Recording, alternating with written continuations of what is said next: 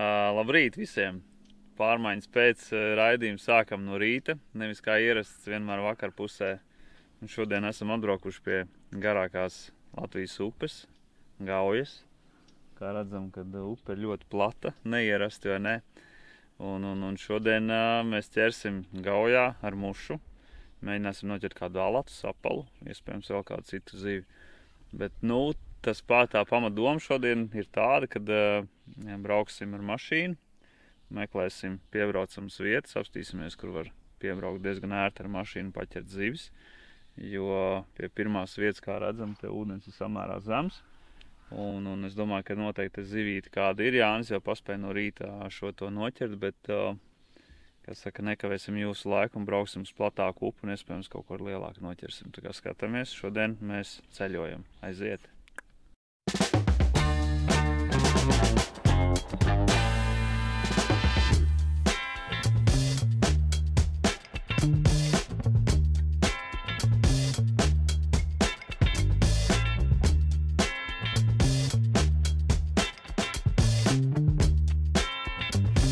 Ok, vēlreiz.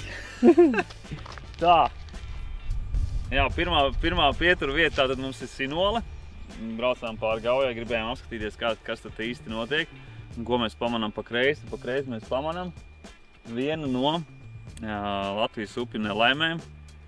Un šī te nelaime saucās hidroelektrostacija, kas ir atrodas šobrīd Sinolē. Izskatās, ka jau vairākus gadus darbojās, bet īsti pienesums mūsu mājsaimniecībām ir ļoti niecīgs, ja mēs tā globāli skatāmies. Bet skatoties no upes viedokļa, tad upe ir pilnībā sabojāta.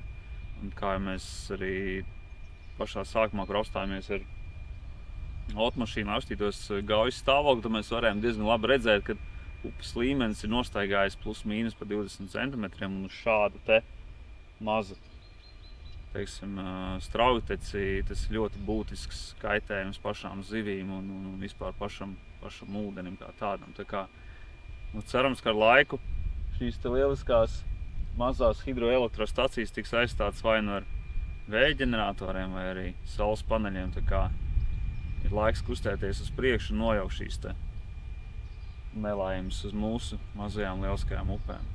Ko braucam tālāk, šeit vairs nav ko darīt. Tā.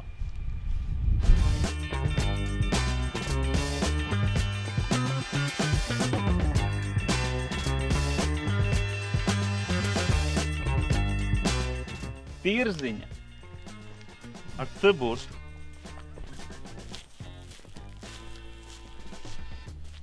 Jānis saka, ka tu neesot foreles. Es neticu.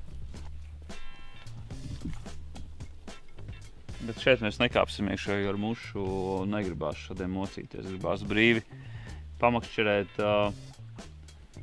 plašā krācē un nesatraukties par to, kas notiek aizmugurē. Tāpēc nekavēsimies un braucam tālāk uz Gauju ar tādu tirziņu. Uz pirti?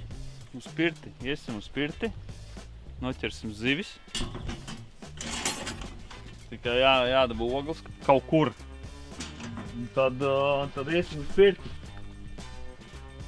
Kāda skaista pirti. Neesmu redzējis tādu un droši vien, kad arī vairs neredzēšu, bet nav izrādās jābūvē nemaz guļbaļķu mājiņa vai baigi jāsiltina. Ja jums mājās principā ir siltumnīca, tad lūk, paraugs, kā tā lieta darās. Varbūt vēlāk, varbūt pēc stopes, bet visticamāk nē. Mēs iesim makšķerēt.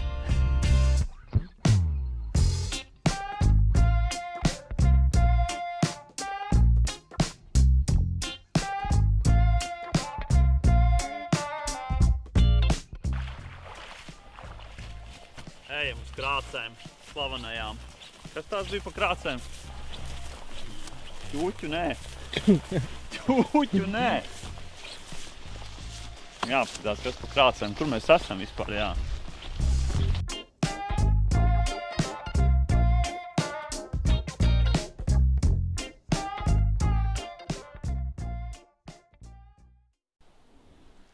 Tātad esam jau beidzot pie upes, atbraukušies uz krācēm.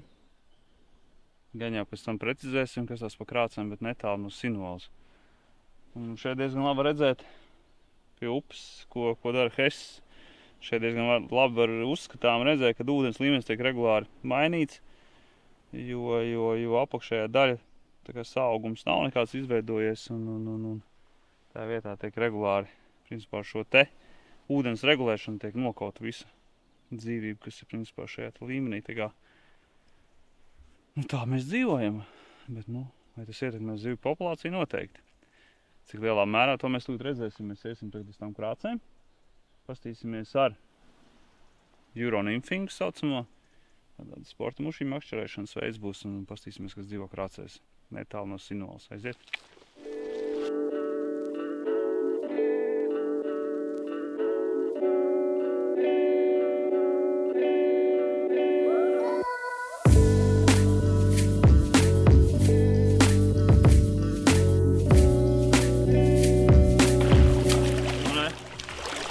Pirmais alatu bērnelītis mazais.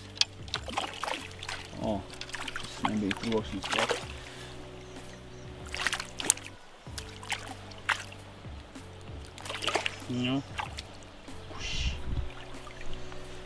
Lai nav burvīgi.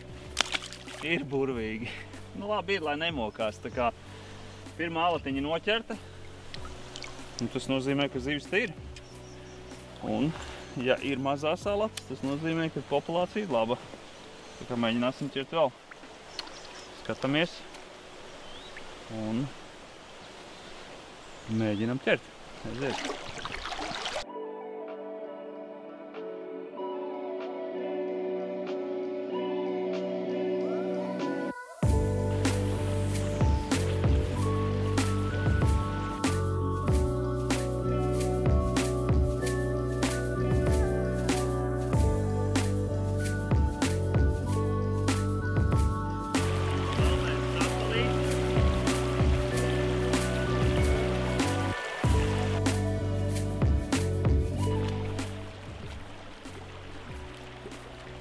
Šādi izskatās alatiņa.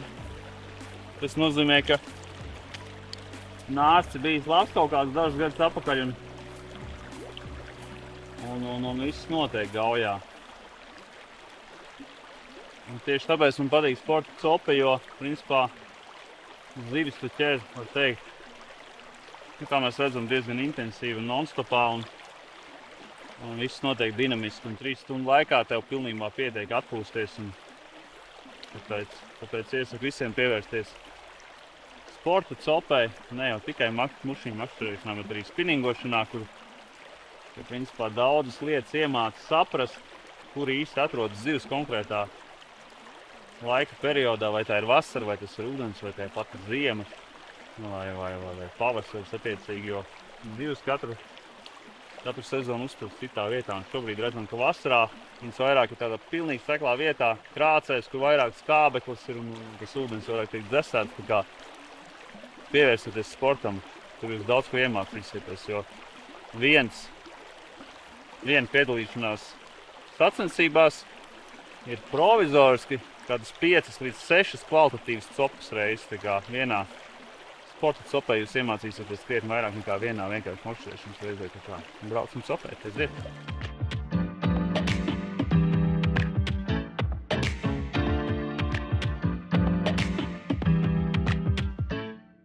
Lūk, ir mans pašam jauna atklājums pirms 2 gadiem. Es redzēju, es biju aizbraucis uz mazu tādu saucamo mazu neta treniņu, varētu kā uz masterklasu, bet workshops, kā ir latviski pareizi īsti? Meistarklase. Meistarklase, jā, pie Spāņa viena, kas bija atbrauc uz Lietuvu, pie lietuviešu draugiem. Viņiem tas progress, diemžēl, ir labāks nekā mums, un tad mēs ar viņu runājām un izstāstīju par spolēm. Un par spoles pajautāju, kas tā pa spoli. Viņam ir tāda tā kā jocīgs tāds, tā kā, te ir tāda kātiņa. Es domāju, kāpēc lielākā daļa spāņu šo te izmanto. Un šis priekš manīm bija sākumā ļoti grūti pierast. Un tā pamatdoma ir tāda, ka, ja jūs braucat makšķerēt, piemēram, sapalus, kādu citu zivu, kur jums vajadzīgs tāls metiens samērā, šeit Viņš savādāk, šis ir domāts vairāk, ka liels zivs paņem. Tad attiecīgi jums paņem, jums tāls metiens, jūs nevarat ātri savākt auklu. Nu, tā kā jūs sanāk visu laiku velkat viņu iekšā šādi, tad jums sanāk brīvā aukla, un kas aiziet tālu pa straumu projām sāk pīties. Tāpēc spāņi paši ir izdomājuši šādu te principu. Un viss, un tā aukla tiek savākta. Un kopš es pamēģināju šo spolīti, es ļoti apmierināts. Šī saucās pusautomātiskā, izvelkam ar roku, ietinam ar vienu pirkstu kustību un jums uztinat atkarībā no tā, cik jūs stipri viņu piespiežat, jūs varat ietīt aptuveni metru, pat pusotru metru iekšā auklas liekas, kas jums karājas upē. Nu, šāda veida spols arī ir pieejams un mēģiniet skatoties katram savs, kā saka. Šī man ļoti patīk. Nereklamēju, bet iesaku. Pirmo gabaliņu esam nogājuši, pagājusi kaut kādu pusstundu, mēs bijām ūdenī. Saķērām diezgan daudz mazu izmēru zivtiņus, tas bija alatis, sapaliņš, baltais sapals vīķis. Satikām vietējo makšķernieku, kurš ķēra ar dzīvo zivtiņu līdeks. Teica, esot liels, lielākā 3,7 vai 3,2. Nu, principā tur 3 un 4 kg. Tā kā brauksim uz nākošo posmiņu, pastīsimies, kā tur veiksies. Tā kā meklējam, skatāmies, jo upe, jo tālāk no Hesiem, jo skaistāk upe paliek. Tā kā es domāju, ka braucot vēl zemāk, vēl lieliskāk skati būs. Aiziet, netērējam laiku.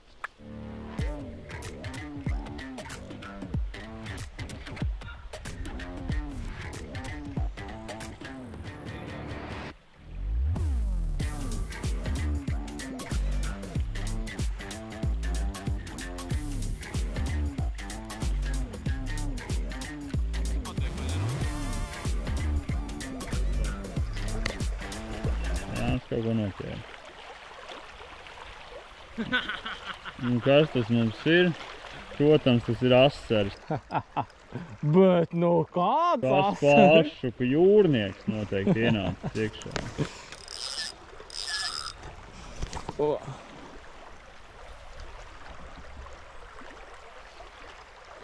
Nu ne. Ko noķēri? Asari. Ko?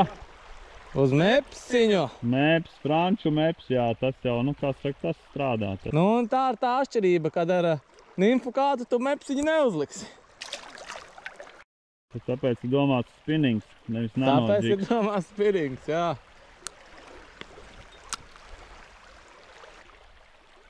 Uziet, kādu prieku spēja izraisīt viena maza zivtiņa. Nav jāķer vienmēr metrīgās vai pusmetrīgās, tā kā šāda maza upīte spēja radīt prieku arī pieredzējušākiem makšķerniekiem. Jā, par to tas stāsts, kad tie vieglie kāti dod iespēju priecāties par mazām zivīm. Un kad tu atbrauc vienkārši atpūsties un noķert kaut ko. Vienalga ko, galvenais kaut ko noķert. Tāpēc ir interesanti, ka tu nedomā par lielu zivi, tu brauc vienkārši darboties, atpūsties.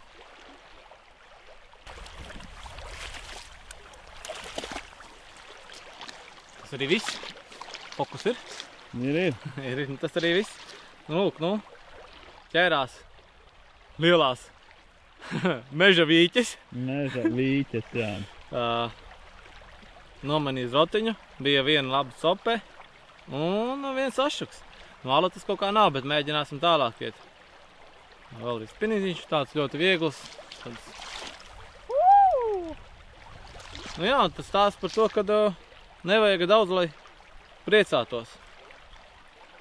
Atbrauc, patsupē to, kas ķerās. Un brauc mājās, bet mēs vēl nebrauksim mājās. Tagad andakārta.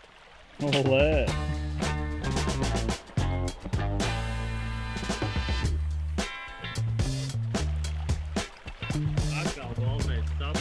Viss pilns ar baltiem sapaliem mazajiem. Asaru meistars. Tā ir tā spinninga priekšrocība.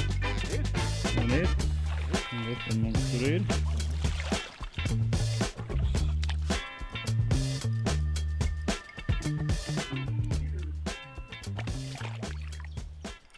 Šito nevar rādīt, šo nevar rādīt. Paņēmu pirmajā metienā, starp citu, uzliku pareizāk paņēmu, kamēr Jānis lika kameru nost, kamēr es paņēmu un uzmetu, un bija asarīts apsties. Nu, kas tu neesi? Bet šo mēs nerādam televīzijā, jo Andis ķer tikai ar mušām. Nu, ko, metam vēlreiz.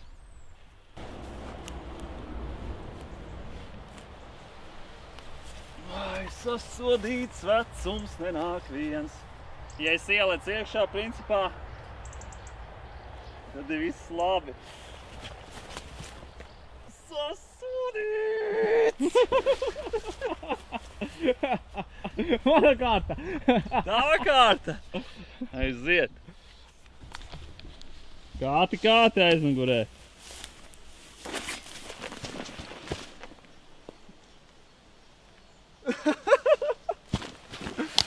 Nu tā mēs te makšķerējam šodien. Neredz krātas. Ko darīsim? Braucam? Braucam, ne? Braucam tālāk. Zemāk krātas nav. Laižam uz nākošo posmu, jā? Sanāk. Uz pēdējo. Apstīsimies, piebrauksim pie upes, kur es dzirdēju, ka baigākās salāts dzīvoja. Nu, baigākās. Vai tā būs vai nebūs, to mēs redzēsim. Nu, tur ir reku 2 jaunieši, dovai vaļā. Tā kā brauciet sopēt. Un būsiet baudu no nanodžiga. Cik biezi pavadiņi? 0,14. 0,4. Bišķi pa bieza varbūt tās, bet es vienkārši... Nav. Tur, kur nav neviens ķēris, presings nav, tad var ķert mierīgi. Es pats ķera 0,12 šodien, tā kā. Kādu galviņu izvēlēt? Kapar. Šito. Šito? Tumšo, jā. Nu, ko tu liksi? Uzlēc violēto, lilīgo. Vai arī šito te gaišo. Tā, liec tos kā neķersies, Nē, es tikai iesaku, kā ķersties. Es liktu gaišu vai gaišu dzeltenu. Kastīte gan ir švāka iedota. Tā, ka krītās gumijas ārā, kurējā. Bet būs jānomaina. Te vispār virs no viena vietas, uz otru. Opā, viens aizpildāja. Labi. Dzeltenu kaut ko? Tumši brūnu vai dzeltenu. Šito vai nu šito. Labi. Nanodžigisti. Nu šī jau ir brangāka tāda, ne? Varbūt to var pastāstīt, kāpēc ķeras vīķis, bet altas ne. Es nevaru pastāstīt, jo es īsti neesmu nanodžigists. Es varu par nimfošanu izstāstīt vairāk kaut ko. Ai, redzēji? Vīķīte. Vīķīte, tas bija kārtīgs čēsnieks alatēns. Redzēji? Vīķīte. Kārtīgs čēsnieks alatēns. Tīšos, vai te ir alats vai nav. Un te ir forela bija. Mazais foreļbērns. Vai visticamāk taimiņš. Kas pa metienu profesionāli. Tas ir alatiņa. Nav liela, bet alatiņa. Super. Tas tiešām ir varens.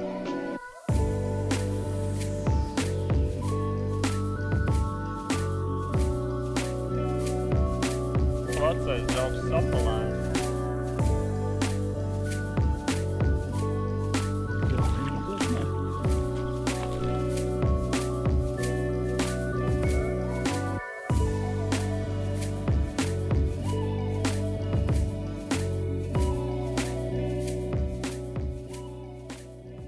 Beidzot. Un ko tu noķēri?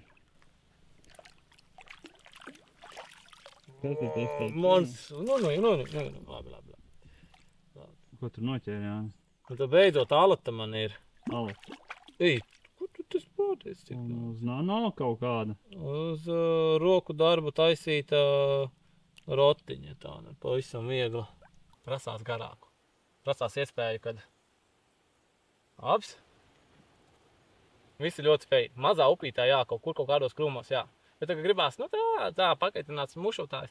Tad prasās, kad ražotājs ieliktu vienu tādu posmu, tā kā var uz 2 riņķīšus papildus, tā ka tā ops, uztais šitā, un ops, saliec atpakaļ. Un tas tā, ja gribās piekasīties citādi, viss baigi smuki. Jebkurā peļķē var apstāties un pacapēt. Kas atkal tādu kā nimfu kātu, nu nav īsti iespējams. Jā. Tad tur vajag, lai aizmugurē būtu brīvs, un tad tev vajag varēt ieiet iekšā ūdenī, tad jau no krasta grūti, šeit no krasta mierīgi ņem un metā. Jā, samērā tālu metienu var izdarīt. Es arī pamēģināju. Neteikšu, ka man ļoti patika, bet savs azarts tajā visā ir, un ja negribās mušot, tad šis ir variants, kā ķert. Pat ne mušot, te nav saistība ar mušu. Uzliki to dubultās nulles rotiņu, asarīši, sapalīši, tās pašas salatas, uzliki džigiņus, mazos volframas variņus, atkal vari ķert. Tāds universāls maziņš triperītis, kurš vienmēr var būt līdzi, spolīte tur arī aizņemaz vietas, un pilnīgi pietiek. Nu šitāda kastīte jau pat es pateikt ir, nu, pa daudz. Kopumā, ko mēs šodien tad darījām, tad principā mēs pārvietojāmies ar auto gar Gauju. Un principā mašķirējām visās vietās, kur var piebraukt diezgan tuvu pie upes, un lai nebūtu pārāk tālu jāiet. Un rezultāts var teikt, ka bija ļoti labs. Redzējām arī liels sapals, tiešām liels, cik liela nezinu, 40 cm plus. Un bija pat pāris meženis. Un ķērām arī alatas, baltos sapalus, asarus, vīķes, kas tik viss neķērās, principā tā kā arī mailītes bija, jā. Un,